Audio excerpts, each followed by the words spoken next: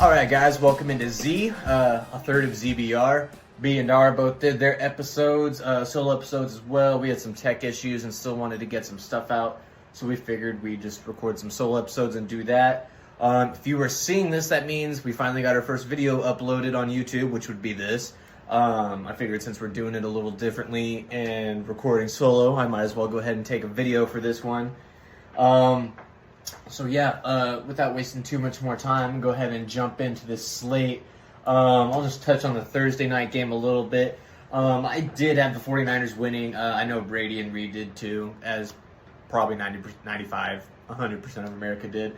I don't think, especially after that week one embarrassing loss, I don't think anybody was counting on the Giants against the 49ers. Not that anybody would have in the first place, but especially after that, I think even their fans were just kind of looking at TV and hope for the best. But yeah, not a lot to say about this game. I had it being 38-24, so a little too kind of the Giants there on the score. But other than that, pretty close to what I thought. I will just add before I go forward, I'm sure a lot of you saw this stat, and if you didn't, well, now you will. If you put $100 on C-Mac to score an anytime touchdown for the last 12 games, you'd be up over $78,000 right now. If you put $100 on the last 12 games for him to score an anytime touchdown, and that's a nice little profit. I wish I'd have been in on that, and I hope to find me a nice little prop sometime this year that I can follow for a few weeks like that and turn me a little profit. But finding that prop is not always the easiest thing, and I know if I tried to hop on the C-Mac bandwagon, that would be the game where it would fall off and then he would stop. Little off topic, actually, I guess going on to the Ravens' next game, this would be somewhat relevant. When the Ravens' preseason win streak got snapped this week, I would like to take the blame for that to all of America and to everybody who bet on that. I hadn't even heard about it, heard it on a podcast, was like, oh, hey, that's a crazy trend. Yeah, and the Ravens are a good team, viable organization. I'm going to hop on that trend. What do? They lose that preseason game. So I cost everyone that. That one's my bad, and I apologize. I will stay the fuck away from the Ravens so that y'all who bet on them can continue to make some money, or if you're like me, lose your money. But going forward to this game, Colts versus Ravens, I don't have too much to say about it. The FanDuel spread is 8.5 as I record this.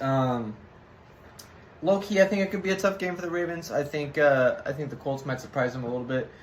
Colts defense, not punks. Let me pull up. I got rushing stats and passing stats for defenses here. 2.6 yards per carry so far this year. Not a lot. So far through the air, though, that's not looking good. At 79 attempts, their quarterbacks are completing 68.4% of the passes against the Colts for 574 yards. And that's a lot through 2 games. That's almost 250 yards a game. So not good there. And that's all good for 4 touchdowns, an interception, and 8 sacks. So they get after the quarterback. Looking at those numbers right there, I won't pretend to know a lot about the Colts defense, but to me, that says a secondary problem. I know they got a couple of good linebackers in their core. I don't know much about their defensive line, but if they're stopping the run and they're getting after the quarterback, but still giving up a ton of pass yards, to me, that's kind of screams secondary. And it's not like Baltimore has the most elite receiving core or the most elite guy throwing them the ball. Obviously, probably a more talented offense than Indianapolis. Although you could argue with Richardson in, you could probably make an argument there.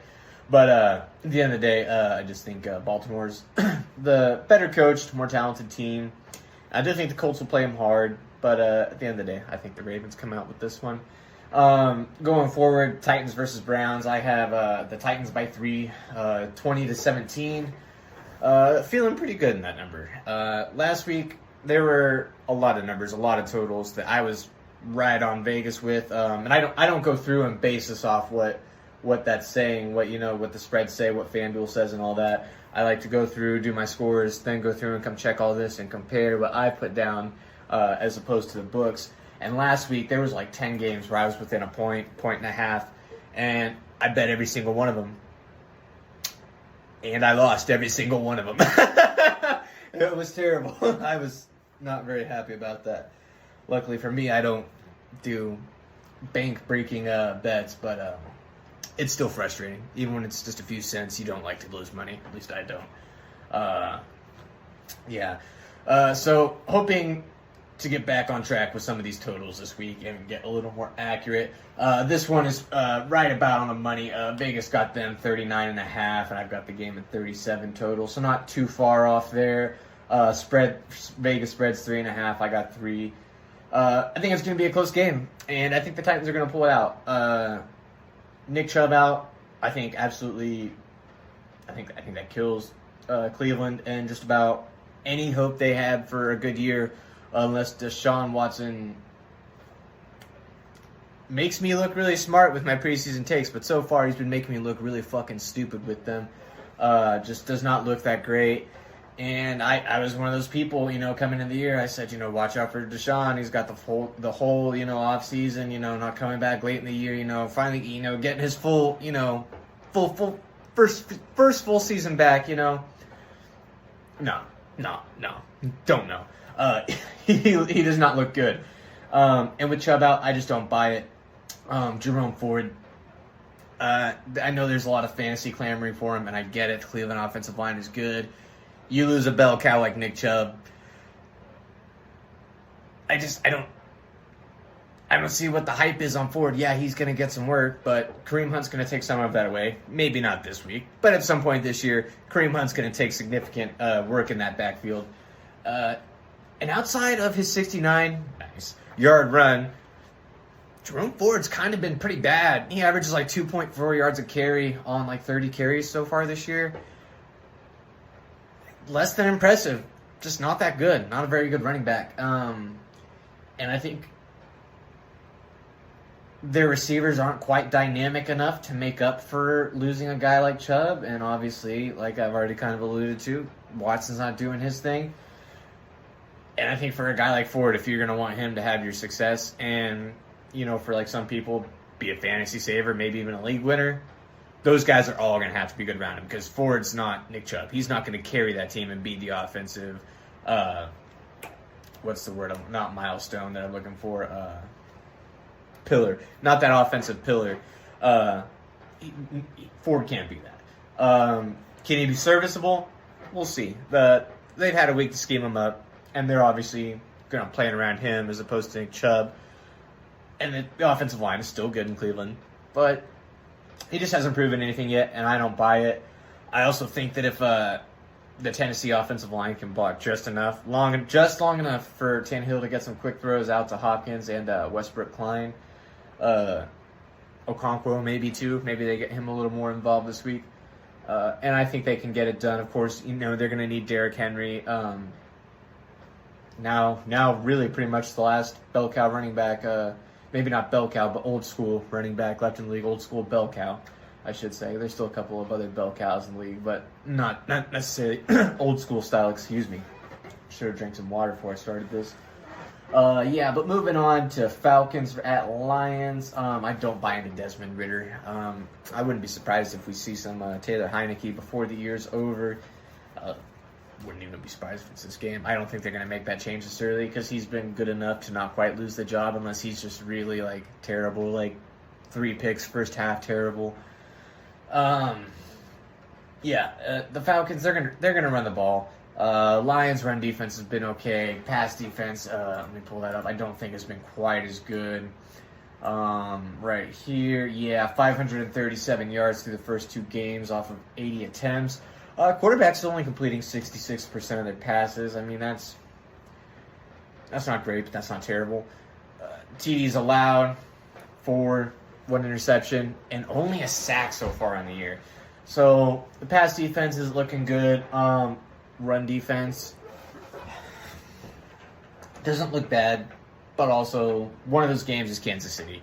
And Obviously, Kansas City's not a run-heavy team or a team that features, an elite, a heavy run game and whatever. Yeah, all that. So, I'm putting enough stock into the Lions' defense here, I think. What am I saying? I have the score 31-13. I'm putting quite a bit of stock into Detroit's defense here. But I do have questions. I think they cut out the pass, and I think they're going to be one of the more capable teams in the league. At least, I don't know if anyone's going to stop this Atlanta rushing attack, but at least slowing it down. And, making Desmond Ridder beat them, and I don't think Desmond Ridder can beat the Lions. I think the Lions' offense will surge. Falcons' offense hasn't looked too bad through the first couple weeks. Actually, that's rushing. I almost said, damn, only 238 passing yards allowed, but that's rushing. So 4.5 yards per carry allowed. No touchdowns allowed yet. 238 yards on 53 attempts for the Falcons. Defense, over on offense, what are they looking like? Let's see here. Falcons, 63 pass attempts for 54%. That's pretty nice. Only 267 yards. So a very good-looking pass defense, it's looking like right here. 4 touchdowns allowed, 2 picks, 3 sacks. Picks not bad. Sacks, you'd like to add a couple more there for a good pass defense. But I mean, it looks like kind of earlier we were talking about, like I was saying, to me the stats were saying that it looked like the Colts secondary was bad. To me, these stats are saying that the Falcons secondary is playing well, and that maybe it's the rest of the defense, a front seven, that's maybe struggling a little bit, and could help them a lot. But yeah, I'm not sold on the Falcons yet. I think they're still a year away, a quarterback away. I think they should throw in Heineke. I would have started the year with him. I'm not an NFL coach or a GM, but I think he's looked decent enough. Moving forward, we'll go ahead and go to Saints Packers. I'm taking the Saints. I think the Saints are going to get slept on this year, and I mean very, very slept on. I think it'll come like week 11, 12 is about the time people are going to start coming around the Saints and being like, yo, their record's actually pretty good. They're probably going to be a playoff team, and I think they'll probably be a playoff team. I think they win this game 21-20. Spread right now is only 1.5 in favor of the Packers. But I just don't think Jordan Love, he's had some moments and found the end zone, which, I mean, really is as much as you can look for out of not a rookie quarterback, but a quarterback in his first full year. I don't buy it. I don't think he looks good, but maybe that's just me. Like I said, I'm not a coach or an NFL GM, and probably for good reason. Despite the Saints being depleted at running back, I think the Saints go marching there in New Orleans. Another Southern Division matchup: Texans at Jags. I'm rolling with the Jags, 27-20. A bounce back spot for sure. Jags defense looks pretty good so far this year. Only 3.5 yards per carry. Only 3 touchdowns allowed through the air. Sorry, if I could stutter one more time. And averaging 2.5 sacks per game. So defense just looking pretty solid. Probably going to be a slept-on defense, like as far as coming into the year. I don't know if there were so many people high on the Jags defense as there probably will be by the end of this year if they keep playing like this. I think the Texans' strategy with C.J. Stroud this year is going to kind of be make your mistakes. Just go out there and play, dude. Like, if you throw a pick, fuck it. Yeah, fuck it. Pick 6, screw it. I think as long as he's not, like, out there looking just terrible and just showing signs of progress, I don't think the Texans give a fuck what he does this year. I think they're just going to kind of, like we saw last week, I think he threw it 43 times, I think it was. I think you see a lot of that in Texas this year. Or in Houston, I should say. Just getting dude acclimated to the game. Yeah, saying, here, throw it. It's what you're going to do anyways. That's what we're going to want you to do eventually anyways. go ahead and start doing it now while there's no pressure to win. Matter of fact, we kind of don't want you to win. We want to lose, yeah, so we can get you some more talent. So yeah, just go out there, sling it. If you throw a pick, fuck it. Yeah, just go get them next time, champ. Is, I think, going to be kind of their strategy for Stroud this year.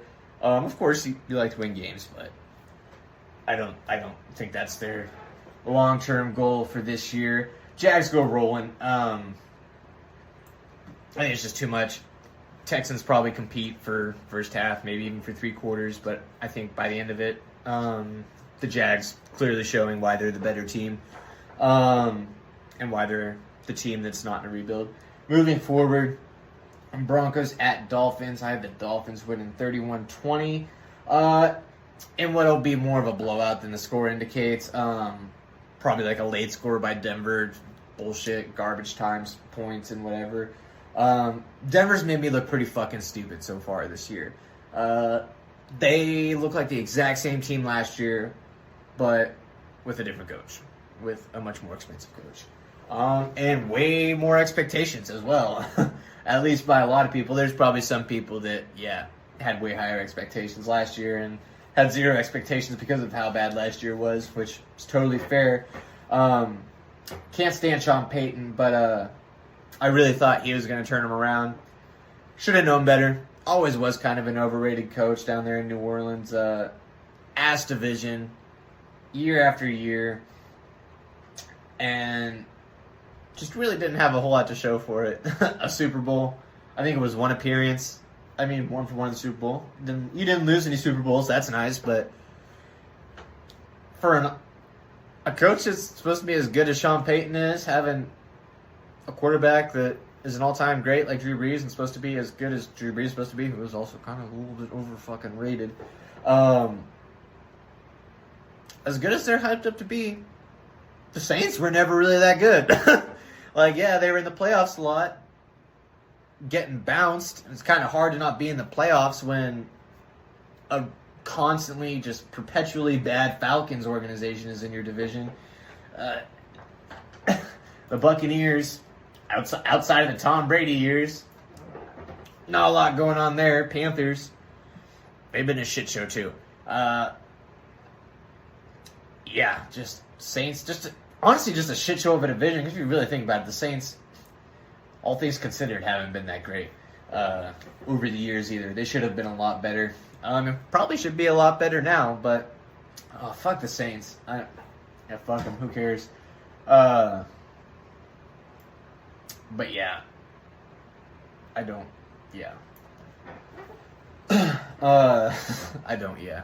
Yeah, I don't. Yeah. In case you were wondering, yeah, I don't. Chargers at Vikings. Now that I made it awkward, definitely a huge game for both teams. Both going in winless. Both with high playoff hopes. Potential Super Bowl hopes, I think, for both of them. I think if you ask both coaching staffs, both ownership, both teams, they'd say, yeah, we're a Super Bowl team. And right now it's not looking like it for either one. But I'm going to take the Vikings here. I think they have the better of the two bad defenses and the better coach of coaching those defenses in Brian Flores, who, to his credit, as the Vikings defense looking better than last year, which, take it or leave it. Giving up 4.5 yards per carry. Only 3, 1, and 5 on touchdown, interceptions, and sacks. So not bad in the sack department, but that run defense is going to have to get better. You'll take that out of your pass defense for sure. The run defense, they're not going to be a Super Bowl caliber team with their run defense like that. So I think they're going to have to come out pretty strong, and I think they're going to have to stop the run. I think Joshua Kelly's going to get a lot of run here. And if Vikings don't show up, he'll run all over them like he did week 1. Or if they show up, it might end up like week 2, and he might not look that good. Moving forward, my Patriots at the Jets. I'm going Patriots, 27-10. Probably homering again. I said I wasn't going to do it. I'm probably going to do it all year, though. Is what it is. I think our defense, I don't even want to say I think. I want to say I know, but I'm going to say I think our defense is going to keep Zach Wilson shut down as per usual. As per most defenses with Zach Wilson, but especially a Bill Belichick and Patriots defense. I'm not counting on Zach Wilson. But shout out Zach for being a ZACH Zach. That's my boy. Fuck them Zachs with a K. I think we'll see plenty of Ramondre, and I think actually a lot of Zeke in this game too. A lot of running the ball late. Once we're up, which I think we will be by the half. I think the second half we just pound the ball, try to pound the clock, dominate time of possession. I think Ramondre kind of gets going a little bit better this week. I don't know if I'd say Zeke really gets going, but I think we see some of them, so that's cool. I hope he gets going as a Patriots fan. That would be sick. Yeah, especially if we get a lead. I wouldn't in fantasy want to play any kind of Patriots player outside of Ramondre Stevenson, just because I don't, especially after throwing the ball about 50 times per game through the first 2 weeks. I can't see Bill O'Brien actually I could see Bill O'Brien doing it, but I don't see Bill Belichick letting Bill O'Brien throw it another 50 times again this week. Although another part of me kind of wishes maybe Belichick would just fuck off and let O'Brien run the offense and let Belichick do the defense as he should. But we'll see. I think the Patriots dominate. Even if we only get up to like 4 yards per carry with Ramondre and Zeke, I think that's enough. Even on the Jets defense, I think they'll just be exhausted by the end of the game. Trying to babysit for Zach Wilson again this year. Going forward, Bills Commanders. I'm taking the Bills 45-13. Bills are minus 260 on the money line right now. Spread is 6.5. Obviously going to hammer them both. I don't see why I wouldn't. I might even throw the money line into my parlay. Still not buying into the Commanders quite yet. Sam Howell looks like a pro, but he doesn't look like he's that good yet. He looks like he could be that good someday, but I don't know if I'd say he's quite there yet. Not counting it on Denver. Denver's defense was disappointing last week. Not to harp on Denver again. Sorry if you're a Denver fan, but the defense has been disappointing so far. Just kind of been a disappointing organization the last few years. And outside of Sean Payton, I actually don't mind the Broncos and would actually kind of like to see them good. High respect for the organization. Fuck Sean Payton. I'm sorry, I'm back on the Broncos here. We're not a Broncos-friendly podcast. Not this year, anyways. We're not a Sean Payton-friendly podcast, so that kind of makes us not a Broncos-friendly podcast, at least for this year. Yeah, kind of got sidetracked there, bitching about the Broncos again. Fuck you, Sean Payton. Back to the Bills Commanders, though. I'm not putting a lot into the Commanders coming back to beat Denver. Denver's just not good. So I think the Commanders probably should have beat them, but I definitely did not see them being 2-0 coming into the year. And I'm going to go ahead and say Bills over the Commanders is my lock of the week. Moving forward, Panthers at Seahawks. Not much to say here either. I don't think Carolina's very good on either side of the ball. As a Chark and fantasy hybrid, I hope I'm at least wrong enough for them to get going on the year. Especially Chark. Hubbard's more of a handcuff backup. But would like to see Chark get going and get him moving. I know, I think it was week 2, Thielen had like 9 targets, got him a little more involved than they did week 1, and he looked a little bit better. So, we'll see. Maybe I'm thinking of week 1. I might have that backwards right there. Don't quote me on that. But either way, I don't think the Panthers are very good on either side of the ball. Seattle roll here, 31-24, if Carolina even hits 24. Cowboys Cardinals, I'm going to just go ahead and give my score here, 'cause I'm pretty sure everyone feels the same on this one, 34-13. And moving on to the Bears Chiefs, what's looking to be, or the last of what's looking on paper to be a very lopsided 3 o'clock slate of NFL football. That being said, I am actually going to go ahead, and this is going to be my underdog of the week right here. And actually, one of them. I had another underdog. I don't think this was my official underdog of the week. Maybe it was. No, it wasn't. No, this was my underdog. I'm sorry. And then I had another kind of slight underdog, but this is my real underdog of the week. The Bears. I think Justin Fields is going to kind of freelance, do his own thing. I'm not making excuses or justifying Justin Fields because I don't think as a quarterback you can go post-game and be calling out coaching like that and be a long-term franchise kind of quarterback. You can't be doing stuff like that. Talent-wise, I think he's got it there. He just needs to take his time and figure out what he's doing with his arm and get through his mechanics there. But that all said, the Bears aren't using him that great, and while I don't support the way he went about his press conference and stuff, he's not wrong. And I think he did kind of allude in that press conference that he's this week maybe gonna kind of do things his way. For better or for worse, we'll see. We'll see. I think for the Bears, this week at least it's going to be better. So I think he's going to be all over the place in a good way. I think you'll see. I would look for, call me crazy, maybe even a 100-yard rushing game out of Justin Fields, throwing it back to last year a little bit.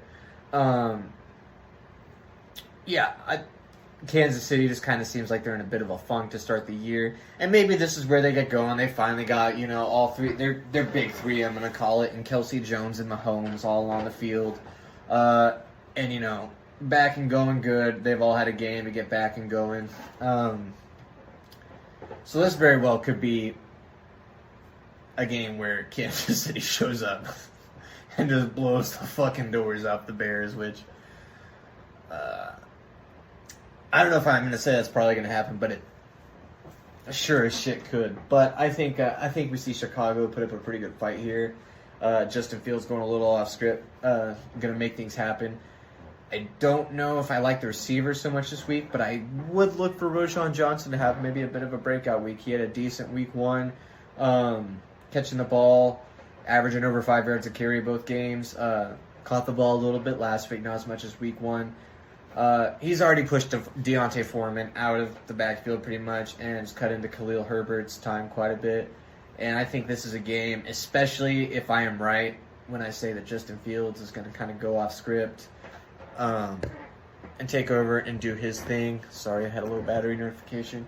And take off and do his thing. I could see a lot of dump-offs to running backs and stuff like that. A lot of opportunity for Johnson to really have a breakout opportunity here. I'm rolling with the Bears here for my upset of the week. The Bears are currently plus 570 odds to win, and the spread is 12.5, almost 2 scores. So, the odds are certainly not in my favor. Going over to Sunday night, Steelers at Raiders. I'm taking the Raiders 24-20. Neither team has looked very good so far, but I'm going to roll with the Raiders. Offensively, I think a little more talented. I'm just going to kind of leave it there and go with the Raiders. The Raiders, because that's kind of just a gross game, honestly. It's not fun. 24-20 was the score I had for it. Going forward, first Monday night game, Eagles at Broncos. This was my other upset game. I don't think it's quite the upset that the Bears would be over the Chiefs, but still a pretty significant upset here. Bucks versus the Eagles. The spread is currently 4.5. So Vegas obviously doesn't think it's going to be too much of a blowout either. Got them by at least a field goal. Philly favored by minus 235. Tampa Bay's odds are plus 194. Total is 46. I think they go over a little over the total here. I think they hit actually almost 60, probably closer to like 55 here in a 27-24 game. Buccaneers offense has looked good. I'm not going to say anything about Baker because every time I say something nice about him, he looks ass the following week. So for his sake, I won't say anything about Baker. But offense as a whole, looking pretty nice. Defense, solid. Tampa's, I feel like, I kind of said this about New Orleans going into the year. Tampa, I think, so far this year, and at this trajectory throughout the year, is going to be a really good team that probably doesn't win a playoff game, but makes the playoffs because they're going to probably dominate this ass division. I think they're going to be the kind of team that is really good, not because they're the best at this or the best at that, or they have the best player at this position, they're the best player at that position. I think they're just going to be good through being a good fucking team, just being well put together, everyone on the same page, and just things like that. I mean, which is weird for me to say about a Baker Mayfield-led team. Saying that out loud, that a Baker Mayfield-led team is going to be smart and make smart decisions. But they might. I'm not trying to get on my Colin Cowherd soapbox here. So I definitely like Baker a lot more than he does. Last Monday night game, Rams at Bengals. I'm taking the Rams 24-14, even if Burrow does play. I don't think it's going to be very good. I'm sitting him in fantasy. Just nothing's looked good about him this week as far as what's come out from camp, or not from camp, from practice. Just not a lot to look forward to. Offense didn't look great last week. I think it would only be worse with a backup quarterback. I think I'd almost rather have Burrow at 60% than, I forget who their backup is. I don't even remember his name. So that's not ideal for Cincinnati there. Rough start for Cincinnati. Rough start for my season predictions, for my bold predictions anyways. A lot of my middling predictions doing really well, actually. But these larger predictions, like the Bengals going to the Super Bowl, Jets being good. Now, granted, I won't take blame on the Jets because I think that would still be the case, barring injuries, which no one has control over. But the Broncos making me look pretty dumb. Yeah, I guess maybe it's just those two that I feel like. Deshaun Watson, that's right. I forgot about him. Matt Stafford. Speaking of people that made me look dumb coming into the year, Matt Stafford, I've already touched on his first couple weeks, but he just keeps making me look dumber and dumber through the start of the year. Every time we talk about him coming into the year, well, I don't know what Matt Stafford's got left in the tank. What's he got left? Blah, blah, blah. Is his arm going to fall off? Like, Zach, just shut the fuck up. All right? Just shut the fuck up. Matt Stafford's fine. He's going to throw the ball. He's going to keep throwing the ball. And probably for a lot of fucking yards and a lot of touchdowns. So, yeah, I'm going to go ahead and wrap that up there. Guys, thank you very much for checking out our solo episodes. And if this made it up to YouTube and you were watching on YouTube, thank you very much for checking us out there. Make sure you subscribe. We're trying to hit 50 subscribers so that we can start going live, improve the quality of the show a little bit. Yeah, for now, I think I'm going to go ahead and check out. Make sure if you haven't already listened to the other two guys' solo predictions, go do that. And we will see you come post week 3. Getting ready for week 4.